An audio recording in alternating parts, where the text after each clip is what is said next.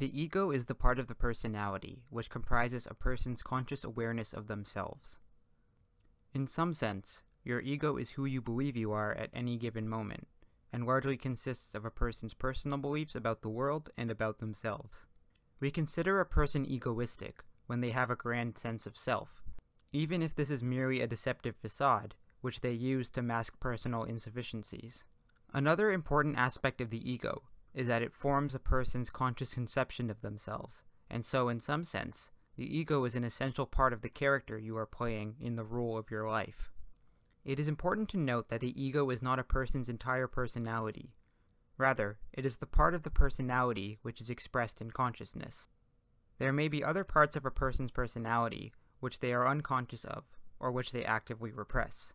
Because consciousness makes up a tiny portion of mental life, many parts of a person's personality may not be expressed in their conception of themselves. A person may be short-tempered, narcissistic, or meek, but they may also be unaware of these personal traits, or they may repress them or simply deny that they exist. A person's ego takes account of their lives on a day-to-day basis with respect to an ongoing process of narratization, as our egos create narratives which structure our lives and help us go about our days. You make most decisions with respect to your conscious conception of yourself. What you buy at the store, what you do in your spare time, and almost every decision you make is based primarily on who you think you are in the present moment. Because of this, the ego is intimately bound up with a person's belief structure, including the beliefs they hold about the exterior world and themselves. At any given time, it is important to have a stable belief structure and a rigid sense of identity, as otherwise a person may exist in a dysfunctional state. However, a person's ego is not a stable structure, and it tends to undergo significant transformation over the course of a person's life. You may compare your present ego personality to who you were in the past and notice that you have changed significantly. Ego transformation is a natural process whereby a person's ego is altered in response to the demands of life, but it is a process which people often resist out of fear of losing their sense of identity, or when being confronted with information which challenges their worldview. Majorly transformative experiences are referred to as ego deaths, and these experiences can be enlightening and humbling, but they may also be very stressful. The psychologist Carl Jung made many insightful observations about the nature of ego transformation, and he offered advice for how a person can experience spiritual growth and evolution throughout the course of their lives, and deal with the burden of ego loss with some reassurance. The development of the ego in the course of one's life begins in childhood. Infants live in a predominantly unconscious state, and are directed by their impulses, without regard for anything of an ethical nature. It is only when they begin to grow up that parents begin to place restrictions on their behavior in an attempt to curb childish impulses and impose societal expectations. This creates a sort of tension between what the child wants and how he ought to behave, and the ego develops as an attempted compromise during this conflicted state. Essentially, the ego begins to develop when the child feels like doing one thing, but knows that such behavior may be inappropriate, and so they must develop a belief structure which governs their behavior and prevents the child from merely acting on their impulses.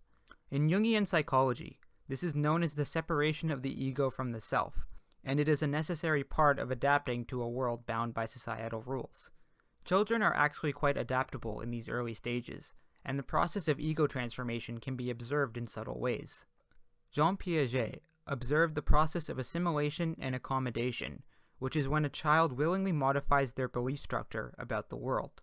Assimilation is when new information is fit into a previously learned schema, and accommodation is when the schema itself is modified because of conflicting information. For example, a child may believe that all living things move, and so assimilate other living things into this schema, but he must modify this schema when he identifies living things which are incapable of movement, or things which move that are not alive. Children usually have little difficulty in changing their beliefs accordingly, especially with the aid of their parents. But as they grow older, their belief structure, including their egos, tend to be more rigid and inflexible. As Carl Jung explains, when normal, the child has no real problems of its own. It is only when a human being has grown up that he can have doubts about himself and be at variance with himself. For most people, it is the demands of life which harshly put an end to the dream of childhood. If the individual is sufficiently well prepared, the transition to a professional career may take place smoothly, but if he clings to illusions which contradict reality, then problems will surely arise. Clinging to one's childish nature often causes conflicts between the young person and reality, and as such, it is necessary for the young person to find a means of adaptation, and this usually occurs by adjusting their expectations and their personality to fit with reality, and as such, their conscious conceptions of themselves usually undergo drastic change. The scale of ego transformation can vary greatly. It could be as simple as a stubborn person finally admitting their error, or it could be monumentally transformative, such as when a person must deal with a tragedy which forces them to change their way of life entirely. However, there are certain situations in which a person's ego may be fragile and unwilling to change, and a person may employ defense mechanisms so that their egos can be maintained without damage. In her book, The Ego and the Mechanisms of Defense, Anna Freud explains the lengths to which a person's ego will go to defend itself from the anxiety produced by the necessity of transformation. Such defense mechanisms include projection, denial, rationalization, and repression. It is very natural to resist ego death, because a firm ego is an important tool for survival, as psychological uncertainty can be very stressful, and so a person should not feel ashamed for utilizing such defense mechanisms. However, there comes a time in every person's life where they must let their ego die in order for it to be born anew. This is a painful and often difficult prospect, but failure to do so may cause chaos in a person's life, as inner tension and conflicts with others continue to grow. There are also instances where a person is confronted with an ego-dissolving experience, which they are not responsible for, but may be just as ego-shattering. Imagine a person who has caught their spouse having an affair. Such an event may leave them utterly confused about the world and about themselves, as it becomes apparent that the people they were supposed to trust were secretly quite malicious. Such an event may force a person to change all of their beliefs and painfully succumb to ego death.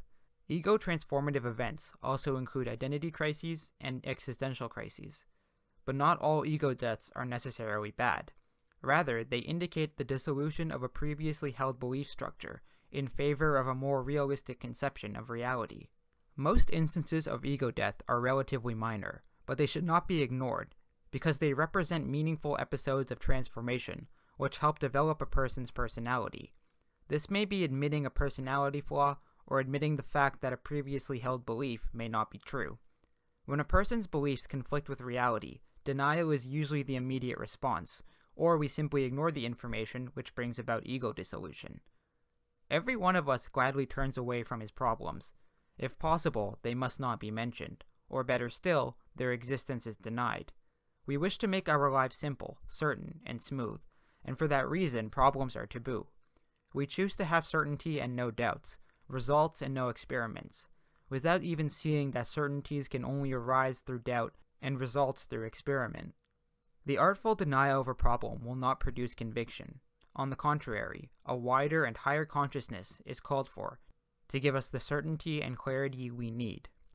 Carl Jung believed that psychological growth could be achieved if a person was able to accept the inconvenient truths about reality and themselves and integrate this information into consciousness so that our new emerging egos will be better adapted to the world and better equipped to handle the harshness of reality.